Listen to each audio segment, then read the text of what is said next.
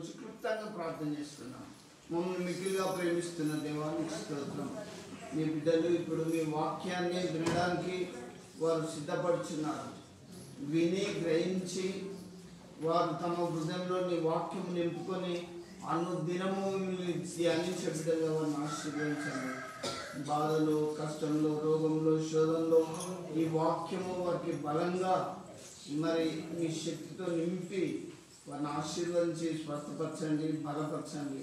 ఇదిగో తండ్రి, ఈ దీనుడిని మీ సులచాటుకు మరుగు చేసుకొని మహిమ పొందమని యేసు నామములో అతనితో ప్రార్థిస్తున్నాము తండ్రి. ఆమేన్. క్రీస్తునందు ప్రియమైనటువంటి దేవుని బిడ్డలారా, ఈరోజు దేవుని వాక్యం అందరూ బహు జాగ్రత్తగా గమనించండి. బైబిల్ ఏం చెప్తుందో తెలుసా? ఈ మాటలు దొరికిన వారికి జీవం, సర్వ శరీరానికి ఆరోగ్యం వస్తుంది. వాక్యం చెప్పేటప్పుడు మీ హృదయం అనే పలక మీద రాసుకోవాలి, దాచుకోవాలి. బాధలో, రోగంలో, శోధంలో, దుఃఖంలో ఈ వాక్యం మనకు స్వస్థతనిస్తుంది, ధైర్యం ఇస్తుంది, ఆదరణ ఇస్తుంది. నేను మీకు చెప్తున్నా, కడుపున పుట్టినోళ్ళు కూడా ఒక టైంలో అక్కడికి రాకపోవచ్చు. దేవుని వాక్యం ఖచ్చితంగా అక్కడికి వస్తుంది. అందుకే దావీదు అంటాడు, బాధల్లో ఇదే నాకు నీ వాక్యమే నాకు నెమ్మది కలుగజేస్తుంది. బాధలు వచ్చినప్పుడు, రోగం వచ్చినప్పుడు, ఇబ్బంది వచ్చినప్పుడు మనకు నెమ్మది కలుగజేసేది దేవుని వాక్యం. అందుకే నా ప్రియ దేవుని బిడ్డలారా, యేసు ప్రభు ఈ లోకంలో బోధించినప్పుడు అనేక సార్లు చెప్పిండు, వినుటకు చెవులు గలవాడు వినను గాక.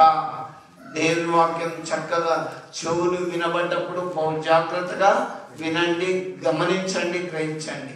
ఈరోజు దేవుని వాక్యంలోకి వెళ్ళే ముందు మీకు నేను ఒక అంశం చెప్తున్నా. దయచేసి మీరందరూ బహు జాగ్రత్తగా దేవుని వాక్యం మీదే ఆశీర్వదింపబడండి. ఇలా నేను చెప్పే అంశం వాళ్ళు మాటలు హెచ్చరించాను, కానీ మరొకసారి ఈరోజు చెప్పాలని ప్రేరేపింపబడ్డాను. అదేంటి తెలుసా? అసలు క్రైస్తవ జీవితంలో దేవుడు ఎన్ని విధాలుగా మాట్లాడతాడు. అమ్మా, మీరందరూ క్రైస్తవులే, చర్చికి వచ్చే వాళ్ళే, ప్రార్థన చేసుకునే వాళ్ళే, కానీ దేవుడు ఎన్ని విధాలుగా మాట్లాడుతాడో మీకు తెలుసా? మీకు తెలియకపోతే తెలుసుకోండి. తెలిస్తే మరి ప్రభు స్వరాన్ని వినడానికి మీ చెవులు ఆయనకు సమర్పించండి. దేవుడు ఎన్ని రకాలుగా మాట్లాడతాడంటే, దేవుడు ప్రత్యక్షంగా మాట్లాడతాడు. అనుభవం ఉన్నదా క్రైస్తవ జీవితంలో? వాక్యం చదువుతాం, డిగ్రీలు పెట్టుకుంటాం, మెసేజ్లు ఇస్తాం, అంత బాగా చేస్తాం. కానీ దేవుడు ఎప్పుడైనా ప్రత్యక్షంగా మీతోటి మాట్లాడిన దాన్ని క్రైస్తవ సమాజానికి నేను అడుగుతున్నా. చూడండి, అవును, ప్రత్యక్షంగా మాట్లాడతాడు. బైబిల్ లేఖనాలు తీసుకుంటే యోనా గ్రంథం 1:1 ఒకసారి మీరు చూడండి, క్లుప్తంగా చెప్పుకుంటూ వెళ్ళిపోతాం. ప్రత్యక్షంగా దేవుడు మాట్లాడతాడు. ఎప్పుడు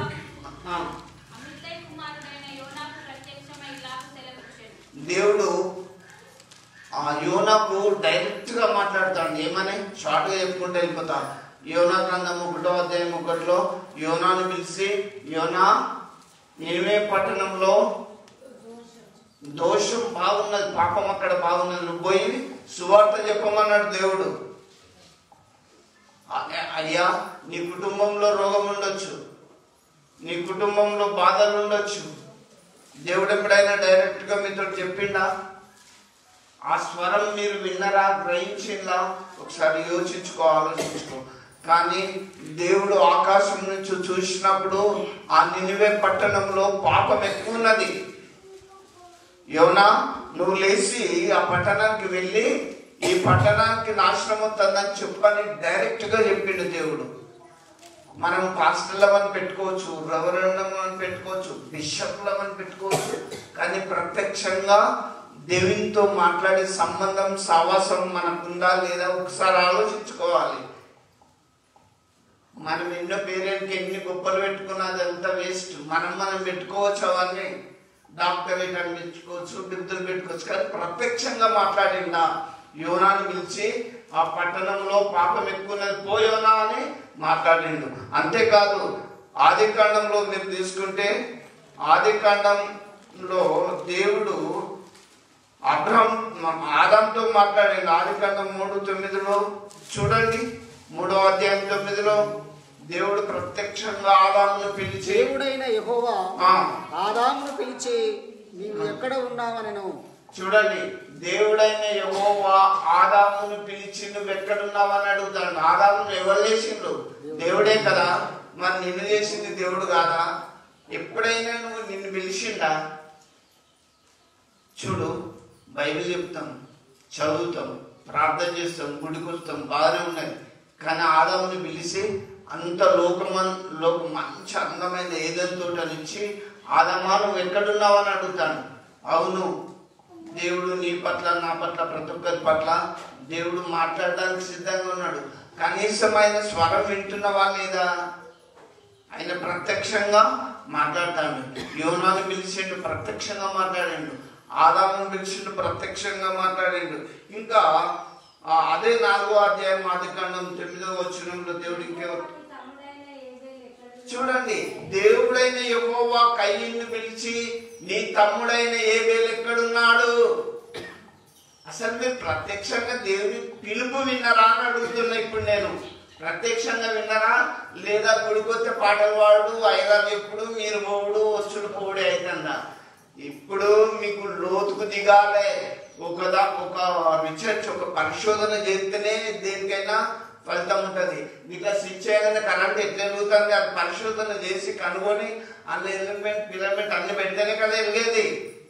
దేవుని యొక్క స్వరం మీరు వినాలి అంటే జీవితంలో దేవునితో చక్కటి లింకప్ సంబంధం ఉండాలి మీకు. చాలా మంది చెప్పడం కాదు, అందరు చెప్పచ్చు. టెక్స్ట్ బుక్ చెప్పినట్టు అనేక చోట్ల బైబిల్ ఏం చెప్తుంది? అనేకులు మీలో బోధకులు కాకుండా ఎందుకు చెప్పింది తెలుసా? క్రియలు లేవు, ఎంతో చెప్తుండ్రు. ఇక్కడ దేవుడు ప్రత్యక్షంగా మాట్లాడుతుండు. ఏం కయ్యాను, నీ తమ్ముడైన ఏబేలు ఎక్కడున్నాడు అని అడిగాడు. అంటే ఒక కుటుంబ బాధ్యత.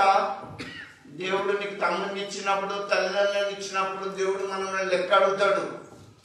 నువ్వు చక్కగా వాళ్ళని చూసుకోవాల్సిన బాధ్యత నీ మీద ఉన్నది, నా మీద ఉన్నది. దేవుడు 10 ఆజ్ఞలు ఇచ్చినప్పుడు మోషేని పిలిచి, మోషే ఇది 6 లక్షల జనాంగానికి ప్రకటించి 10 ఆజ్ఞలు అని చెప్పిండు. నీ తల్లిదండ్రులను సన్మానించు, వ్యభిచారం చేయొద్దు, నరాధ్య చేయొద్దు, విగ్రహారాధన చేయొద్దు, దొంగతనం చేయొద్దు. డైరెక్ట్ గా దేవుడు మాట్లాడాడు మోషేతోటి. ఇంకా నేను మీకు షార్ట్ గా చెప్తా, ఎంతో మందిని దేవుడు ప్రత్యక్షంగా మాట్లాడాడు. అదే ఆదికాండం 12వ అధ్యాయం 1 నుంచి 4 వరకు చూస్తే మీకు తెలుస్తుంది. చూడండి, యెహోవా నీవు లేచి నీ దేశము నుండి, నీ బంధువుల యొద్ద నుండి, నీ తండ్రి ఇంటి నుండి బయలుదేరి నేను నీకు చూపించి దేశమునకు వెళ్ళము. దేవుడు చెప్తాడు, అబ్రాహాము పిలిచిండు, అబ్రామా నువ్వు ఇక్కడి నుంచి లే, నేను చూపించే దేశం పో. దేవుడు చెప్తాడు అబ్రాహాముని పిలిచి, అబ్రామా నేను నీకు చూపించే దేశానికి వెళ్ళు. అక్కడ ఎవరెవరైనా నిలిచిపెట్టాల్సి వస్తుంది. ఈ దేశము నుండి, నీ దేశాన్ని నిలిచిపెట్టు, బంధువులను నిలిచిపెట్టాలి, నీ తండ్రి ఇంటి నుండి, నీ తండ్రి ఇంటి వారందరూ నిలిచిపెట్టి నేను చూపించే దేశాన్ని పో అన్నాడు. అబ్రాహాముకు దేవుడు అట్లా చెప్పాడు.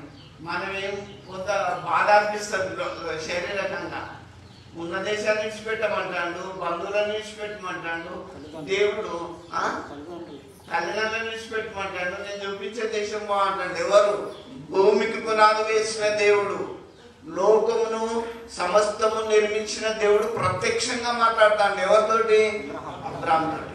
ఇప్పుడు నేను అడుగుతా, అయ్యా ఎప్పుడన్నా మీతోటి ప్రత్యక్షంగా దేవుడు మాట్లాడిందా? మాట్లాడలేదంటే దయచేసి మీరు ఆయన పిలుపుకు, ఆయన స్వరానికి చెవి వినండి. ఇంకొకటి షార్ట్గా చెప్పుకుంటూ వెళ్ళిపోతా. దేవుడు చిన్న సమయాలతో మాట్లాడాడు. సమయలు అప్పటికి సమయాలు చిన్నవాడు కాబట్టి దేవుని స్వరం ఎరగలేదు.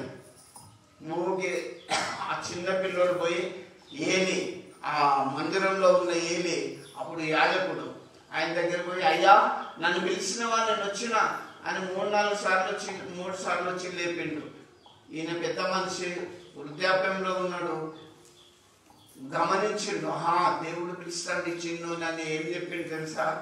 ఎవరైనా పిలిస్తే నీ దాసుడు ఆలకిస్తున్నాడు, ఆజ్ఞేయమని డైరెక్ట్ చెప్పయ్యా, నువ్వు పోయి పండుకోపో అంటే అదే మందిరంలో వెళ్ళి ఆ సమయం పండుకున్నప్పుడు 4వసారి దేవుని స్వరం వచ్చింది. సమయలు అయ్యా నీ దాసుడు ఆలకిస్తున్నాడు, సెలవిమ్ము అంటే ఏలి కుమారులు నా దృష్టికి బాగా పాపం చేసిండు, వారిని నేను మొత్తేస్తున్నానని చెప్పు.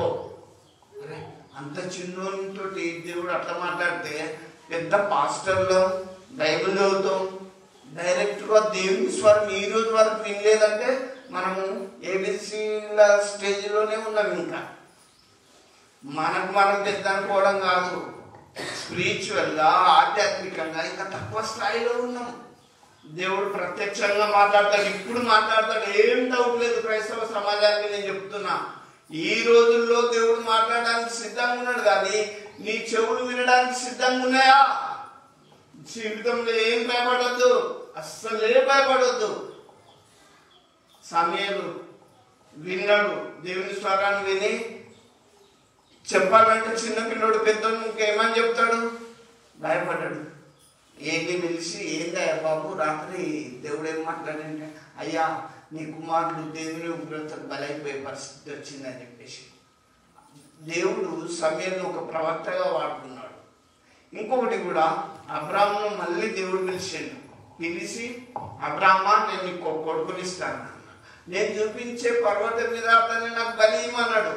దేవుడు ఆయనతో మాట్లాడడం అనుదినం మనుషులతో ఎందుకయ్యా, మనుషులతో సావాసం సంబంధం చేస్తే అది కొద్ది కాలం ఉంటుంది, మనం డెవలప్ అయినా వాళ్ళు ఓర్చుకోలేకపోతారు.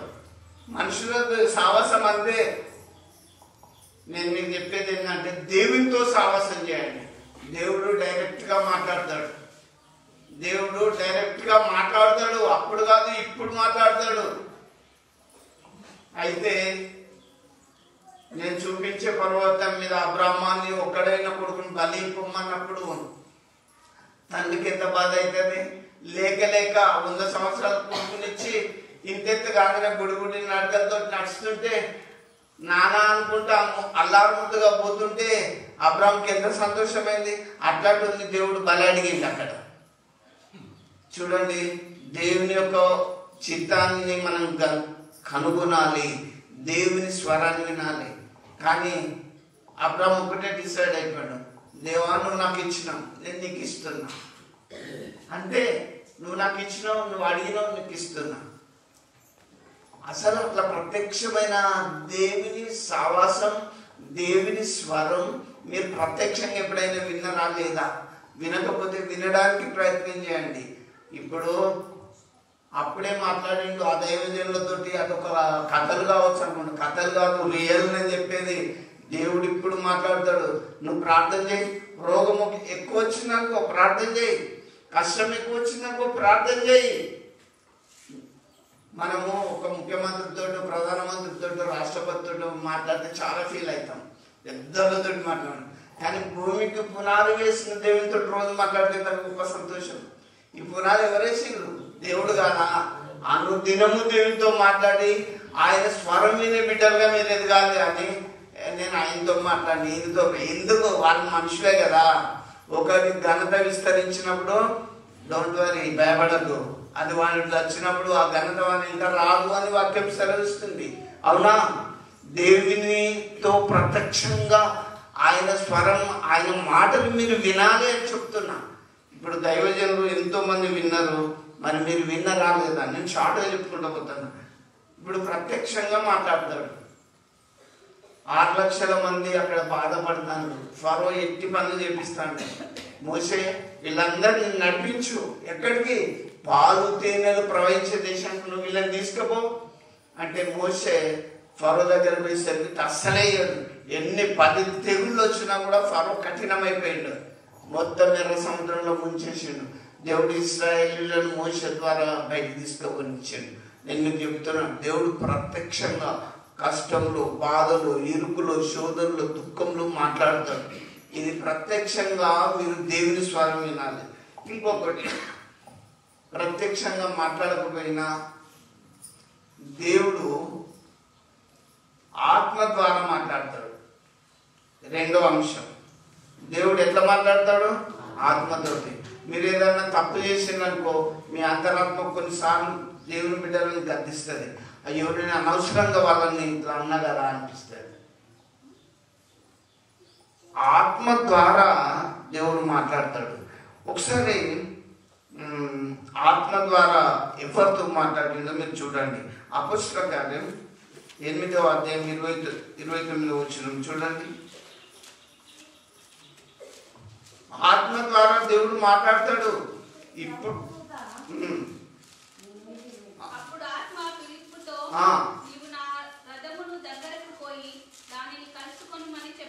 చూడండి, దేవుని ఆత్మ ఇప్పుడు మాట్లాడతాడు. ఇప్పుడు దేవుడు పరలోకానికి వెళ్ళిపోయాడు కదా, పరిశుద్ధాత్మను మన మధ్యలో ఉంచిండు. ఇప్పుడు నేను ఇక్కడ చేస్తున్న ప్రార్థన ఆత్మ ఆ దేవుని దగ్గర తీసుకుపోయి మనకు రిజల్ట్ తెప్పిస్తుంది. పరిశుద్ధాత్మ దేవుడే మీ మధ్యలో కార్యం చేస్తాడు. దేవా ఆ బిడ్డలో ఉన్న దురాత్మను వదలగొట్టంటే నేను కాదు వదలగొట్టేది, దేవుని యొక్క ఆత్మ కార్యమే అది. దేవుని ఆత్మ మన మధ్యలో సంచరిస్తూ ఉంటది. మీకు ఒకటి అర్థమయ్యేటట్టు చెప్తున్నా. ఇప్పుడు ఇదంతా గాలి ఉన్నది, కనబడుతుందా? చల్లగా వస్తే కూలు ఉంది, చల్లగా ఉంది అంటాం. వడగాల్పులు వస్తే వేడి ఉందంటాం.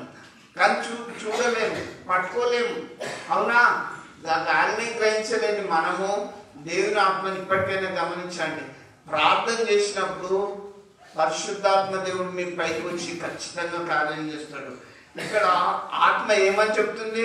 ఫిలిప్పు తోటి పరిగెత్తుకొని పోయి అతడు ప్రవక్త అయిన యెషయా గ్రంథము చదువుచుండగా విని నీవు చదువుచున్నది గ్రహించుచున్నావా అని అడగగా అతడు ఎవడైనను నాకు త్రోవ చూపకుంటే ఎలాగూ గ్రహింపగలనని చెప్పి రథమెక్కి తనతో కూర్చుండుమని పిలుపును వేడుకొనేను. చూడండి, ఇక్కడ నపాంసకుడు ఇక్కడ బ్యాప్టిజం పొందే సమయంలో ఆత్మ చెప్తుంది అక్కడ నీళ్లున్నాయి, మీరు వెళ్ళి అతనికి బ్యాప్టిజం ఇవ్వమని చెప్తుంది. ఆత్మ డైరెక్ట్ గా చెప్తుంది. నిజంగా నేను ఆత్మానుసారంగా ఎన్నో విషయాలు నేను విన్నా. పౌలన్నకు కూడా నేను అప్పుడప్పుడు ఫోన్ చేసి చెప్పిన. ఒక మ్యారేజ్ ఉండే, నేను మీ అందరు గమనించండి కదక, ఒక మ్యారేజ్ ఉన్నది, అంత అయిపోయింది, నేనే చేయాలి, అర్ధ గంటలో పెళ్లి చేయాలి, అంత ముస్తాబైంది, బాగా డెకరేషన్ అయింది. ఆత్మ క్లియర్గా చేయొద్దని చెప్పింది అంతే. నేను దేవుని మాట విందనా నీ మాట విందనా? సారీ సార్ నేను అది చేయలేను, కారు తిప్పమని చెప్పి రిటర్న్ వచ్చిన. రవి కూడా ఉన్నాడు అనుకుంటా ఆ రోజు నాతోటి. ఉన్నావు కదా? నేను అక్కడ చేయొద్దని నాకు క్లియర్గా వినబడ్డప్పుడు ఆత్మ చెప్పినప్పుడు ఏం చేయలేము మనం. ఇంకొక విషయం చెప్తున్నా, ఇదే ఊర్లో అక్క నువ్వు 1 గంటలో చనిపోతామని ఇంటికి పోయి చెప్పొచ్చిన అంతే. చెప్పినప్పుడు దాగడం అవసరం లేదు, నవ్వడం అవసరం లేదు. ఇది వాస్తవం. ఆత్మానుసారంగా దేవుని శక్తి పొందుకోలేనని నేను చెప్తున్నా. నాలాగా మీరు ఎదగాలని అంటే అక్కేమన్నా తెలుసా? అన్నా నువ్వు చెప్పినావు కదా నేను ఖచ్చితంగా ఇక పోతాను అన్న. పిలిచి ఆమెకు తల దువ్వి మంచిగా పెట్టండి, అయిపోతుంది, నీ సమయం అయిపోయింది అని చెప్పిన. అలాగే చేసేది, అట్లనే అయిపోయింది. వాళ్ళందరి ముందు ఓపెన్గా కాదు, రహస్యం కాదు, చీకట్లో కాదు, వెలుగులో ఇదే టైంలో. నేను మీకు ఎందుకు చెప్తుంటే ఆత్మానుసారంగా దేవుని కొన్ని కార్యాలు జరుగుతాయి. ఆత్మతోటి దేవుడు చెప్పినప్పుడు నోరు తెరవాల్సిందే. ఇంకా అపొస్తలుల కార్యం తీసుకోండి, 11వ అధ్యాయం 28వ వచనంలో ఆగాబు ఏం చెప్తాడో చూడండి. ఆత్మతోటే చెప్తాడు దేవుడు, ఆత్మ ద్వారా మాట్లాడతాడు. అమ్మా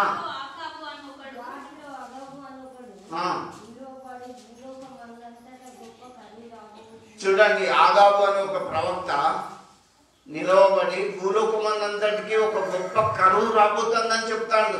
రాజులకు భయపడ్డాడు, అక్కడ ఉన్న మంత్రులకు భయపడ్డాడు. ఎవరికి భయపడ్డాడు?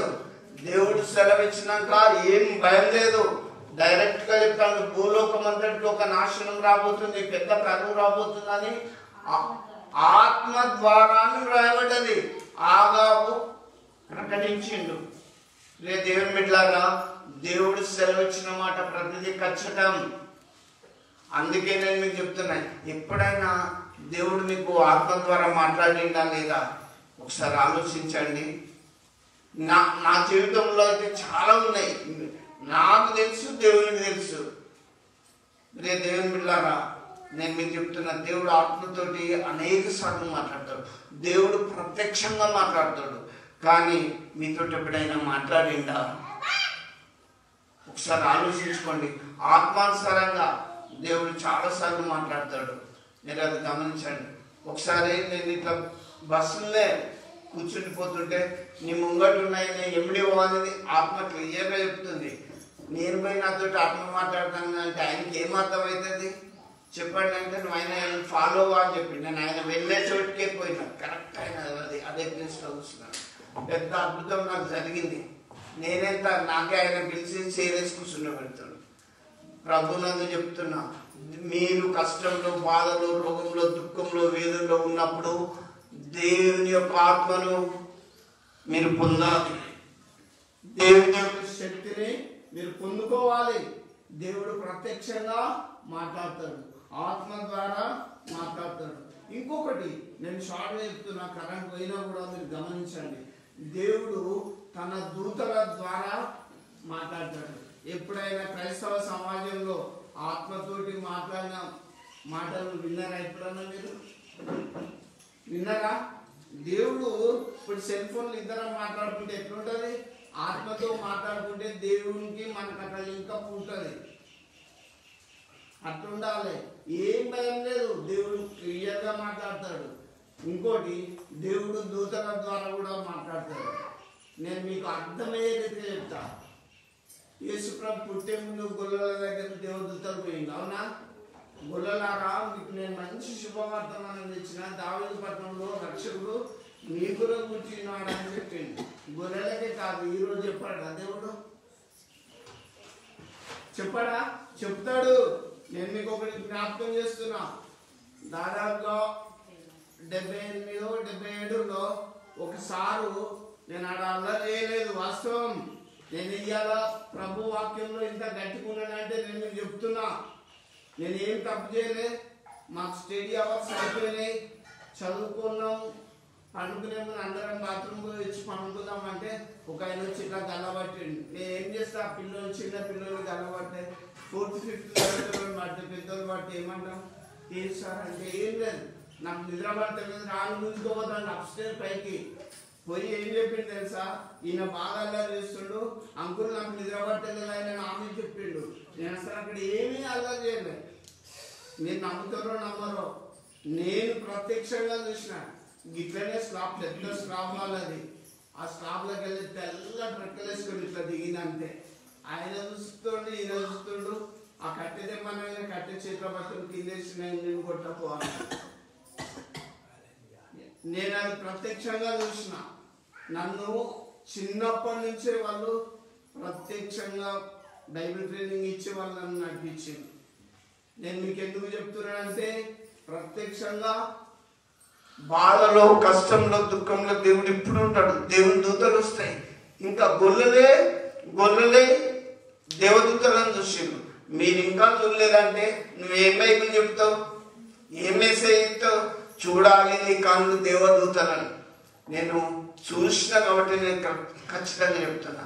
ఆయన అప్పటి నుంచి ప్రత్యేకమైన శ్రద్ధ బట్టి హాస్టల్ ఉన్నా కూడా ప్రత్యేకంగా నన్ను చూసిన విషయం నేను మీకు జ్ఞాపకం చేస్తున్నా. దేవుని బిడ్డలారా, ఇంకొకటి కూడా నేను మీకు జ్ఞాపకం చేస్తున్నా. యోసేపు మరియను వదలాలనుకుంటాడు. దేవదూత పోయి, దావీదు కుమారుడు అయిన యోసేపు, ఆమెను చేర్చుకో, ఆమె పరిశుద్ధాత్మ వల్ల గర్భం ధరించింది అని దేవుడు చెప్తాడు. దూతల్లో చెప్తాయి, అవునా? కాబట్టి నా ప్రియ దేవుని బిడ్డలారా, మీరు ఆ దూతలను చూసే కన్నులు కావాలి. దూతల ద్వారా కూడా దేవుడు దూతలను పంపి మాట్లాడిస్తాడు. ఏం భయం లేదు. బిలాము ఏం చేసింది తెలుసా? దేవుని బిడ్డలను శపించాలని డబ్బుకు ఆశపడిపోతాడు. మార్గంలో దూషణ ఖడ్గం పట్టుకున్న దేవదూత ఆయనకు ఎదురుపడ్డది. ఇప్పుడు నీ జీవితంలో ఏ కష్టం ఎదురైనా భయపడకు, ప్రార్థన చేయి. దేవుడు తన దూతను పంపి నీ అవసరతలు, వాక్యాలు అన్ని తీస్తాడు. ఆ మర్మం మీకు తెలవాలి. రోగం వచ్చిందని, భయమైందని, అప్పుల్లో ఉన్నామని, ఇంకా బ్రతకలేదని చెప్పినా కూడా ఏం భయం లేదు. దేవుడు తన దూతను పంపి తన యందు విశ్వాసం ఉంచిన బిడ్డలను రక్షిస్తాడు. యెహోవా యందు భయభక్తులు గల వారు చుట్టూ ఆయన దూత కావాలండి వారిని రక్షిస్తుంది.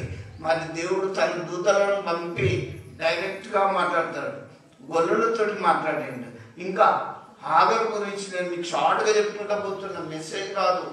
ఆగరు చిన్న పిల్లల్ని ఎత్తుకొని అబ్రాహాం ఇంట్లో పనిచేసిన ఆగరు ఎల్లగొట్టబడుతుంది. బెయేర్షెబా అరణ్యంలో అటు ఇటు తిరుగుతుంది. ఆ చిన్న పిల్లలకి తిత్తిలో నీళ్ళు అయిపోతుంది. అప్పుడు తిత్తిలే కదా, ఇప్పుడు బాటిల్స్ ఉంటాయి కదా. ఆ తిత్తిలో నీళ్ళు అయిపోయినాయి, టిఫిన్ అయిపోయింది. ఆ చిన్న పిల్లోడు ఏడుస్తాడు, నాలుగెండుకపోతుంది. ఆ చిన్న పిల్లోని ఆ పొద కింద పడేసి నేను అతని సాగు చూడాలని కొద్ది దూరం పోయి ఎలుగెత్తి ఏడుస్తుంది. ఎవరు? హాగర్. ఎలుగెత్తి ఏడుతుంటే ఏం స్వరం వినబడ్డది? హాగర్ లే. ఆ చిన్నవాడు ఏడుస్తున్నప్పుడు ఆ స్వరం నాకు వినబడ్డది. అమ్మా, నువ్వు నీ ఇంట్లో ఏడుస్తున్నప్పుడు, నువ్వు బాధపడుతున్నప్పుడు దేవుడు నిన్న చూస్తాడు. నా బిడ్డ నన్ను పిలుస్తారా అని దేవుడు కనిపెట్టాడు. కానీ మీరు పిలవలేకపోతే ఎట్లా? హాగర్ లే. అక్కడ మనం గోరెత్తి నీళ్లు పడాయి, అక్కడ చూడాలి. కానీ అక్కడ భూమిలోకి వెళ్ళి నీరు ఉబికి వస్తుంది. వెంటనే ఆ చిన్నోనికి తాగి ఆమెని తాగి మరి దేవుని స్తుతించినట్టు మనము తెలుసుకుంటున్నాం. హాగర్కు దేవదూత పిలిచి బెయేర్షెబా అరణ్యంలో నీటి బుగ్గను చూపించింది. నీ జీవితం నీటి బుగ్గలాగా మారాలి, సమృద్ధిగా ఉండాలి అంటే ప్రభువు యొక్క స్వరం వినాలి. దేవుడు ఎన్ని రకాలుగా మాట్లాడుతాడో నేను మీకు చెప్తున్నా. ప్రత్యక్షంగా మాట్లాడతాడు, విన్నావా? దేవుడు ఆత్మ ద్వారా మాట్లాడతాడు, విన్నావా? దేవుడు దూతల ద్వారా మాట్లాడతాడు. ఇంకా దేవుడు కళ ద్వారా కూడా మాట్లాడతాడు. ఎట్లా? యేసు ప్రభుని చంపాలని ఏ రోజు రాజు చూస్తుండు, జ్ఞానులారా మీరు వచ్చిన మార్గంన వెళ్ళక వేరొక మార్గంన వెళ్ళండి అని చెప్తాడు. దేవుడు చాలా మందితోటి కళ ద్వారా కూడా మాట్లాడాడు. ఎప్పుడన్నా మీకు కళలు పడ్డాయా? మాట్లాడిందా? కళ ద్వారా కూడా మాట్లాడతాడు. గమనిస్తూ ఉండాలి. నేనైతే ఆ పౌలన్న నేను ఈ స్టేజ్ ఉంటాను అనుకున్నావా అన్న? చనిపోతాడు అనుకున్నాడు. ప్రత్యక్ష సాక్షులు వీళ్ళంతా, నన్ను చూసిన వాళ్ళందరికీ భయం ఏర్పడ్డది. 9 మంది డాక్టర్లు బతకని అనుకున్నారు. ఆయన నిజంగా ఎందుకు దేవా ఈ స్థితిలో నన్ను ఉంచినావు ప్రభువా అని చెప్పి నేను ప్రార్థన చేసిన, సంఘం ప్రార్థన చేసిండ్రు, అనేక మంది విశ్వాసం చేసిండ్రు. ఆయన ఒక రాత్రి వచ్చి ఇలా ముట్టి కొత్త టెక్నాలజీ తోటి ఒక దూతలాగా అనిపించింది. వాళ్ళ తెల్లటి బట్టలు వేసుకొని ఇలా ముట్టినప్పుడు నేను ఒక్క మెడిసిన్ కూలి వాడలే. రవికి తెలుసు, వీళ్ళకి తెలుసు, స్థానికంగా నాతో ఉండేటోళ్ళు. ఎందుకు చెప్తున్నానంటే కష్టంలో రోగంలో అనేది దిగులు పడకు, ప్రభు వైపు చూడు. దేవుడు ప్రత్యక్షంగా మాట్లాడతాడు, దేవుడు ఖచ్చితంగా మాట్లాడతాడు. దేవుడు తన దూతను పంపి ఆపుకుంటాడు. బిలామును ఎదుర్కోలేదా? ఖడ్గం, దూషణ ఖడ్గం బట్టి గాడితోటి బుద్ధి తెప్పించింది బిలాముకు. ఎర్ర సముద్రం అడ్డొస్తే దేవదూత ముందుగా నడిచింది ఇశ్రాయేలుకు ముందుగా. అవన్నీ మర్చిపోయిందా? అందుకే దేవుడు తన దూతను పంపి ఆదుకుంటాడు. ఎప్పుడు క్రైస్తవ జీవితంలో దిగులు పడకు, ప్రత్యక్షంగా మీరు దేవదూతలను చూడాలి. గొల్లలు చూసిండు, మరియా చూసింది. ఇంకొకటి చెప్తే చాలా ఉన్నాయి చెప్పాలంటే, కానీ సమాధి దగ్గర మగ్దలేని మరియా ఏడుస్తుంది, నా ప్రభుని ఎవరు ఎత్తుకొని పోయిందని. దేవదూతలు ఏం చెప్పిండు? ఆయన మీకంటే ముందుగా లేచి గలిలయకు వెళ్ళిండని కొంతమంది శిష్యులకు చెప్పిండు. మగ్దలేని మరియా ప్రభుని ప్రేమించిండ్రు. నేనేమంటున్నా, బయట చదువుతాం కానీ ఆధ్యాత్మికమైన చెవులు విప్పబడాలి, కన్నులు తెరవబడాలి, దేవుని స్వరం వినాలి. వింటున్నావా? మీరు హల్లెలూయా పట్టు పెట్టినంత మాత్రంలో ఈ ప్రజలు పెరుగులతోటి నన్ను కనపరుస్తారు కానీ వారి హృదయం నాకు దూరంగా ఉన్నదని వాక్యం సెలవిస్తుంది. దేవునికి అన్యోన్యంగా దగ్గరగా ఉండాలి మన హృదయం. అసలు దేవుని ఎవరు చూస్తారు? హృదయ శుద్ధి గలవారు, వారు దేవుణ్ణి చూచెదరు. ఇది ఇందులో నీట్గా ఉండాలి హార్ట్. వింటుందా? అప్పుడు దేవుని చూస్తాం, దేవుని స్వరం వింటాం, దేవుని పిలుపు ఇట్లా పిలిచినప్పుడు అయ్యా నేనున్నానని చెప్తాం. ఇప్పుడు ఈ రీతిగా మరి దేవుడు మగ్దలేని మరియ దగ్గరికి దూతను పంపి డైరెక్ట్గా ఆమె ఏమనుకుంటుంది? ప్రభుని గుర్తుపట్టలేకపోయింది, తోటమాలి అనుకుంటుంది. అవునా? నేను మీకు చెప్తున్నా, మీరు ప్రభు ఉన్నాడు అనుకొని నమ్ముతాను కానీ కళ్ళారా చూడలే, స్వరం వినలే, ముఖాముఖిగా చూడలే. చూసిందా? చూసేది ఉంటే స్థిరంగా, బలంగా, ధైర్యంగా, విశ్వాసంగా ఈ లోకంలో సాగిపోదాం. క్రైస్తవ జీవితానికి ఇది ఒక బలమైన పునాదిగా మీరు ఎదగాలని నేను చెప్తున్నా. దేవుడు ప్రత్యక్షంగా మాట్లాడతాడు, ఆత్మతోటి మాట్లాడతాడు, ఇంకా కళల ద్వారా మాట్లాడతాడు, ఇంకా దర్శనం ద్వారా. దర్శనాలు కొంతమంది నేను వింటున్నా. దర్శనాలు అంటే ఎప్పుడు తయారంటే ఓ చెట్టు పూసింది, కాత కాసింది, పండ్లు పండి నాకు దర్శనం వచ్చింది. అట్లా కాదు. కళ్ళు మూసినా కనబడాలి, తెరిచినా కనబడాలి. ఇట్లా తెరిచినా కూడా కళ్ళు కనబడాలి. నేను నా జీవితం గురించి నేను మీకు చెప్తున్నా, ఒకసారి వినండి. నాకేమో తెలివి లేదా, జ్ఞానం లేదా. ఇద్దరు వ్యక్తుల్ని దగ్గరకు వస్తున్నారు, మ్యారేజ్ గురించి జాగ్రత్తగా ఉండమని చెప్పింది. ఎప్పుడు 90లోనే నేను జాగ్రత్తగా ఉండాలంటే ప్రభు నేను ఏం చేయలేను, నడిచిపోతున్నా. నిద్రలు కాదు, కళ కాదు. సంఘాలు ఇంత పెద్ద బుక్స్ ఉన్నాయి, ఎంకామ్ చదువుతున్నా, యూనివర్సిటీలో బుక్స్ పట్టుకొని పోతున్నా. ఇద్దరు వస్తున్నారు, జాగ్రత్త అన్నారు. ఆ ఇద్దరు ఇక్కడనే మాట్లాడిండు, మళ్ళీ లేరు. అరే ఇక్కడెప్పుడు మాట్లాడిండు, ఏం మాట్లాడినో లేదు. చుట్టూ చూసినా ఏం లేదు, నడుచుకుంటూనే పోతున్నా. అరే ఏంది దేవుడా, ఇప్పుడు మాట్లాడిన లేరు. మళ్ళా నేను ఒక 2 కిలోమీటర్స్ పోయినాక అదే ఇద్దరు వ్యక్తులు ఇక్కడ మాట్లాడిన ముచ్చట్లాడ మాట్లాడిండు. నేను అందుకే జాగ్రత్త ఉన్నా. ఏదో బలమో తెలివో లేక కాదు, ఆయన పిలుపు కొరకు, ఆయన మాట మీద నేను ఎలా యేసులో యేసు కొరకు నేనున్నానని నేను ప్రభునని చెప్తున్నా. అందుకే ఏం భయం లేదు. మీరందరూ చూసి ఎన్నో ప్రత్యక్ష సాక్ష్యాలు, ఆశ్చర్య కార్యాలు, ఎన్నో డెవిల్ స్పిరిట్స్ అన్కాన్షియస్ లో ఉన్న వాళ్ళు ఎంతమంది నడవలే. ఇవన్నిటికీ మన ఊరు, మన సంఘంలో దేవుడు ఉండడం మీరే యోచించుకోవాలి, ఆలోచించుకోవాలి. ఇట్లా దర్శనం అంటే కళ్ళు మూసినా కళ్ళు తెరిచినా కనబడాలి.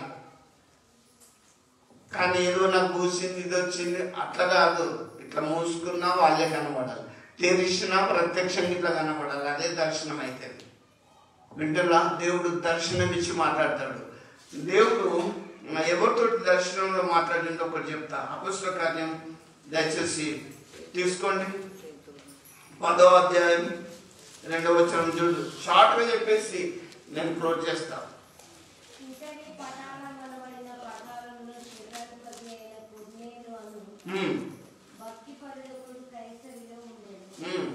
అతడు తన ఇంటి వాళ్ళందరితో కూడా దేవుని యందు భయభక్తులు కలిగి కలవాడయ్యుండి ప్రజలకు బహుధర్మం చేసి ఎల్లప్పుడూ దేవుని ప్రార్థన చేయుచుండువాడు. పగలు ఇంచుమించు 3 గంటల వేళ ప్రభుదూత దర్శనమందు ఎట్లా కనబడుతుంది? తేటగా కొర్నేలుకు ప్రభుదూత కనబడ్డది. ఎప్పుడైనా మనం మెసేజ్ ఇచ్చినా మనం చూసినామా దూతలను, దర్శనం చూసినామా, తేటగా కనబడుతుంది. నేను మీకు చెప్తున్నా, ఫలానాలు వస్తున్నాను ముందే దేవుడు చెప్తాడు. ఫలానాలు యేసుప్రభుని చంపాలని ఏ రోజు నాకు చూస్తుండు. జ్ఞానులారా మీరు వచ్చిన మార్గంలో వెళ్ళకండి, వేరొకతోనా వెళ్ళండి. ఇంత కళ ద్వారా మాట్లాడిండు. ఇక్కడ కొన్నేళ్ళు తోటి దర్శనంలో తేటగా దేవదూత వచ్చి చెప్తాను ఏమని, కొన్నేళ్ళు నీ ప్రార్థన, నీ ధర్మకార్యములు అన్ని దేవుని సన్నిధికి జ్ఞాపకార్థంగా వచ్చినవే. దేవుని మందిరానికి చేసే పని ఎప్పుడు వ్యర్థం కాదు. దేవుని సేవ చేసినప్పుడు ఎప్పుడు వ్యర్థం కాదు. ఇక్కడ మీరు చేస్తున్నదంతా దేవుని సన్నిధిలో ఉంటుంది. కొన్నేళ్ళతోటి దేవుడు క్లియర్గా చెప్తాడు, నువ్వు చేసింది దేవుని సన్నిధిలో జ్ఞాపకార్థంగా ఉన్నదని దేవుడు క్లియర్గా చెప్తాడు దర్శనం ద్వారా. దేవుని బిడ్డలారా, మీరు చేసిన పని దేవుని సన్నిధిలో ఉంటుంది. ఈ లోకం మనం 70-80 ఏళ్ళ యాత్రలో మనం ముగిస్తాం, మన జీవితం అయిపోతుంది. అయినా మనం చేసిన క్రియలు అక్కడ ఉంటాయి. బైబిల్లో ఒక వాక్యం నన్ను చాలా ఇదండి, మనం చనిపోయినప్పుడు వారి క్రియలు వారి వెంట వస్తాయి.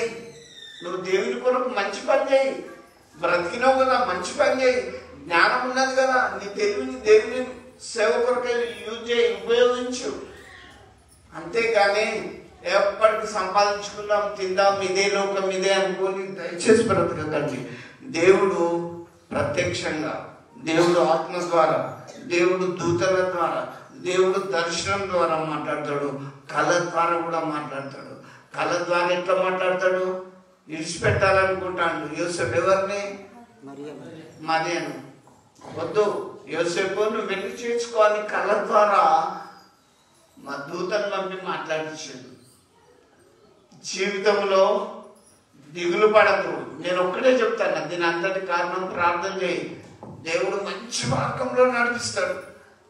ఏ తెగులు నీ గుడారమో సరే. ఈ కొద్ది కాల యాత్రలో, 70 ఏళ్ళ యాత్రలో దేవుని యొక్క స్వరాన్ని వినాలి. చిన్న సమయం విన్నాడు, నువ్వు వినకపోతే ఎట్లా చెప్పండి? ఇప్పటికైనా మనం వాక్యం లేదు కానీ కొద్దిగా తెలియగానే మనం ఎంత హెచ్చించుకుంటాం తెలుసా? మనము ప్రభులో చాలా దినంగా ఉండాలి, చాలా తగ్గించుకోవాలి. ఆయన స్వరం ద్వారా మాట్లాడతాడు, కళ ద్వారా మాట్లాడతాడు, వాక్యం ద్వారా కూడా మాట్లాడతాడు. వాక్యం ద్వారా యేషయాకు ఒక వాక్యం ఇచ్చి, హిజ్కియా చనిపోతాడని చెప్పు, ఆ ఇల్లు చక్క పెట్టుకో అంటే హిజ్కియా ఏం చేసిండు? హిజ్కియా, నీ ఇల్లు చక్క పెట్టుకో, ఇక అయిపోయింది, నువ్వు మరణమయ్యే రోజు వచ్చింది అన్నప్పుడు ఆయన, దేవా దయచేసి నన్ను జ్ఞాపకం చేసుకో, ఇక అయిపోయింది. ఈ లోకాన్ని ఇచ్చిపోయే క్షణాలు ప్రతి ఒక్కరికి ఉంటాయి. నువ్వు చదివినా, నువ్వు ఏ స్థాయిలో ఉన్నా ఈ లోకాన్ని ఒక రోజు విడిచిపెట్టాలి. ఆ రోజు బాధ అవుతుంది. కొడుకు, భార్య, భర్తలు ఒకరికొకరు విడవాసిపోయి వస్తాయి. దుర్దినములు రాకముందే, సతిపతి వదిలిపోకముందే నీ సృష్టికర్తను స్మరణకు తెచ్చుకో. ఈ బ్రతకాలంలో 70 ఏళ్ళ యాత్రలో మీరు మంచిగా ఉండాలని, దేవుని స్వరము వినాలని, కళల ద్వారా, ఆత్మ ద్వారా, ప్రత్యక్షంగా, మరి దర్శనం ద్వారా, వాక్యానుసారంగా ఎట్లా వింటున్నావో, వింటున్న వారి మీద యోచించుకో, ఆలోచించుకో. దేవుని బిడ్డలారా, నేను మీకు షార్ట్గా చెప్తున్నా. మరి దేవుడు వాక్యం ద్వారా మాట్లాడినప్పుడు హిజ్కియా తన ఇల్లు చక్కబెట్టుకొని దేవుని సన్నిధిలో కన్నీరు వచ్చుకుంటూ ప్రార్థన చేసిండు. మళ్ళా దేవుడు ఆ ప్రార్థన విని అతనికి చెప్పు, అతనికి నేను 15 సంవత్సరంలో ఆయుష్ను నేను ఇస్తున్నా అని చెప్పాడు. అడ్వాన్స్గా 15 ఏళ్ళ ఆయుష్ పొందుకొని మరి దేవుని స్తుతించినట్లు మీరు కూడా, నా లైవ్ వింటున్న బిడ్డలు, సంఘానికి వస్తున్న బిడ్డలు, మీరు దేవుని వాక్యంలో ఎదిగి ప్రార్థనలు ఎదగండి. అనుదినము దేవునితో గడపండి, అనుదినం ప్రార్థన చేయండి. ఏం భయం లేదు. ఈ రోగాలు ఏం చేస్తాయి, ఈ అప్పులు ఏం చేస్తాయి, ఈ సమస్యలు ఏం చేస్తాయి, తొలగిపోవంటే పోవాలి. అంత శక్తివంతులు మీరు కావాలని దేవుని వాక్యము ద్వారా మిమ్మల్ని అందరిని హెచ్చరించాలని నేను ఆశిస్తూ క్లుప్తంగా ముగిస్తున్నా. దేవుడి వాక్య భాగంలో మీ వెనుకల్లో ఆశీర్వదించును గాక. ఆమేన్. ప్రార్థన చేస్తున్నాం. మమ్మల్ని మిక్కిలిగా ప్రేమిస్తున్న దేవా, మీకు స్తోత్రాలు, వందనాలు చెల్లిస్తున్నాం. అయ్యా, మీరు అనేక రీతులుగా మీరు మాతో మాట్లాడే దేవుడు ఉన్నావని మేము తెలుసుకుంటున్నాం. మహోన్నతుడా, పరిశుద్ధుడా, ఈ దేవుని జ్ఞాపకం చేసుకో తండ్రి. మీ స్వరము అనుక్షణము, అనుదినము మేము వింటకు కృప చూపండి ప్రభా. ఈ లైవ్ వింటున్న బిడ్డలను, వాక్యం వింటున్న బిడ్డలందరిని ఆశీర్వదించమని, అనుదినము నీ కృప కొరకు కనిపెట్టుకునే భాగ్యం మాకు దయచేయమని యేసు నామములో ప్రార్థిస్తున్నాము తండ్రి. ఆమేన్.